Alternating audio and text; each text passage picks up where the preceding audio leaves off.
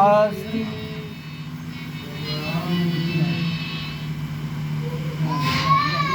अस्ति प्राप्तिश्च कंसस्य महेभ्यो भरतर्षभः मृते भर्तै दुःखार्ते यतो अस्मपितो गृहात्।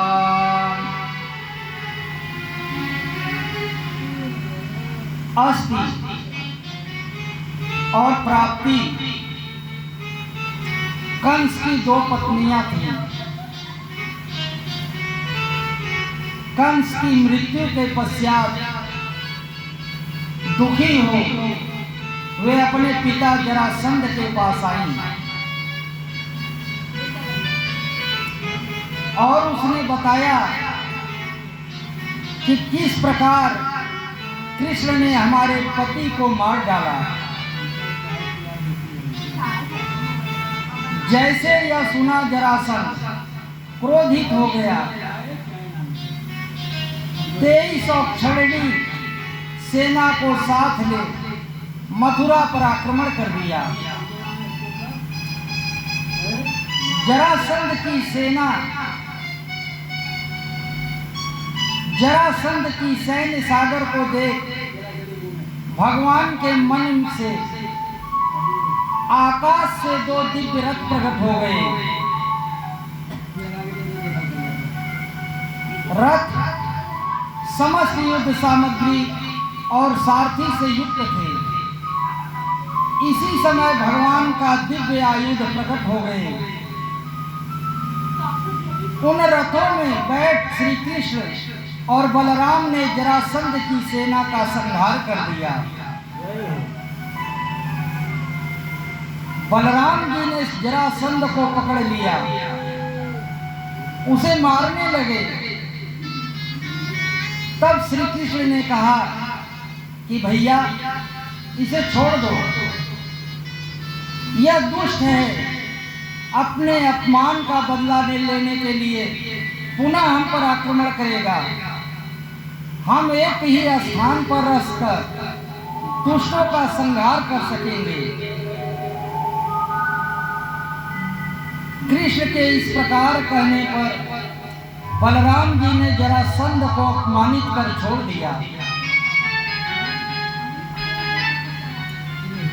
जरासंध ने 16 बार आक्रमण किया। मथुरा में प्रत्येक बार श्री कृष्ण और बलराम उसकी सेना का संहार कर देते और उसे छोड़ देते। 17वीं बार उसने ब्राह्मणों से बहुत बड़ा अनुष्ठान कराया और मथुरा पर आक्रमण कर दिया।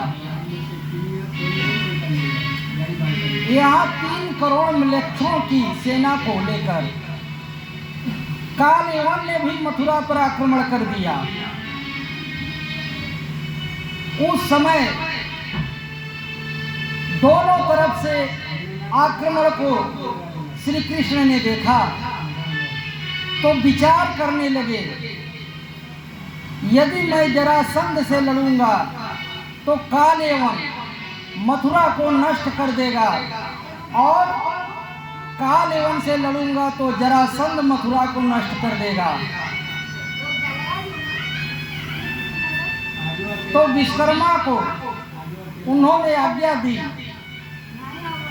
एक ही रात्रि में 48 कोस की एक दिव्य नगरी समुद्र में निर्माण कर दिया।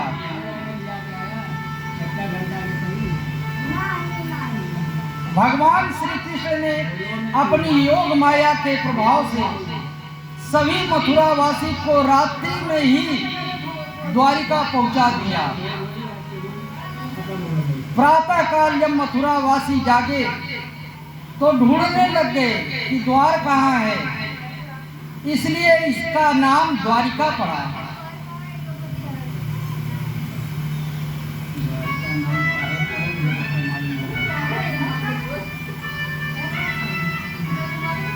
प्रातः काल जब मथुरावासी जागे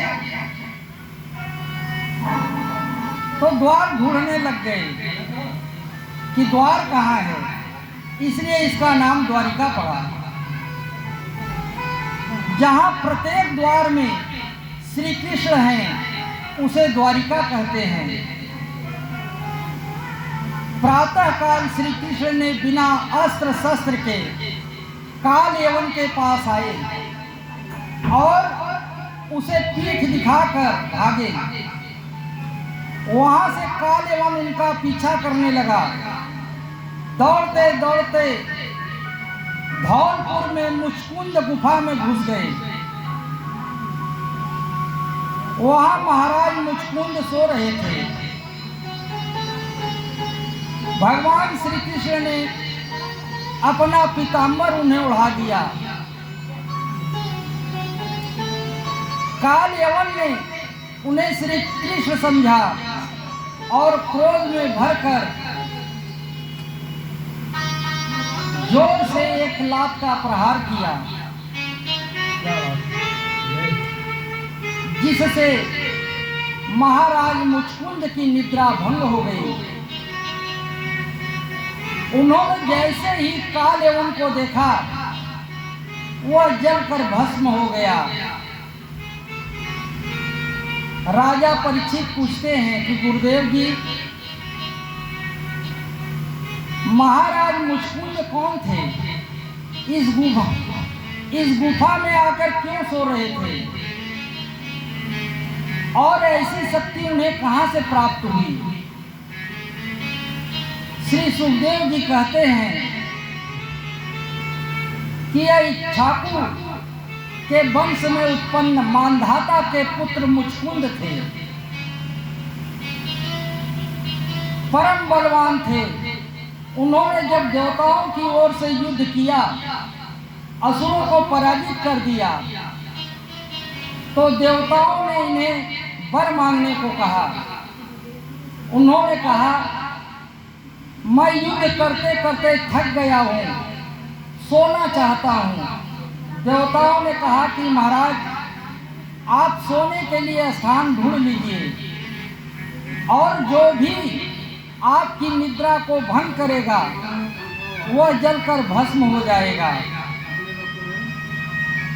देवताओं के इसी वरदान के कारण काल यवन जलकर भस्म हो गया।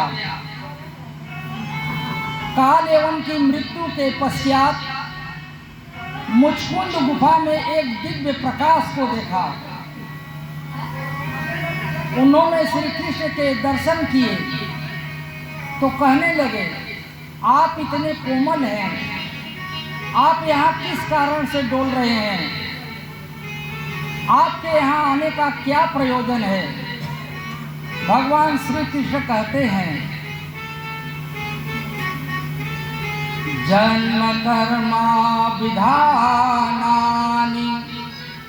सन्ति नेक सहस्रशः न शक्तेनु संख्या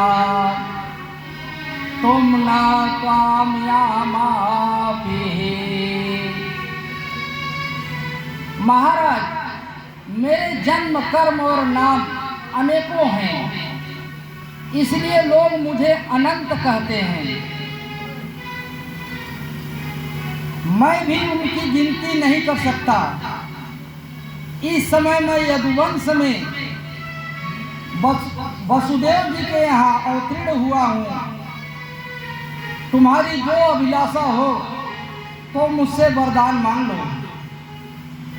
महाराज मुचकुंद ने कहा, ना कायं तो पाद सेवनात्, मुझे आपके चरण कमलों की सेवा के अलावा कोई दूसरी कामना नहीं है।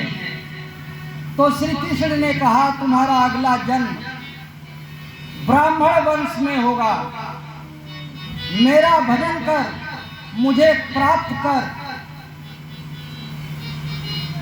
प्राप्त कर लोगे। यदि महाराज मुचकुंद ने कलयुग में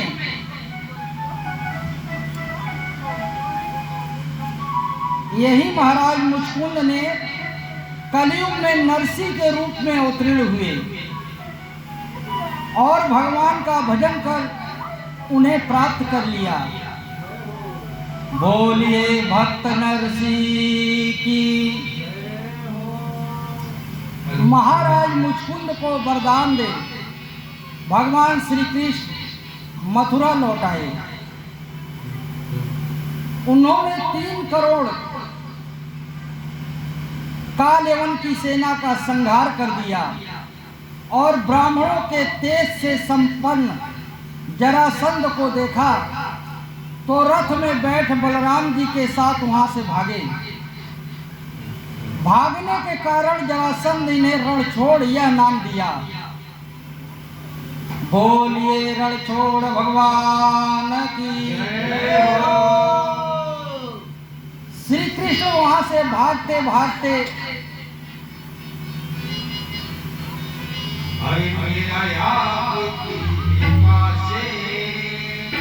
सब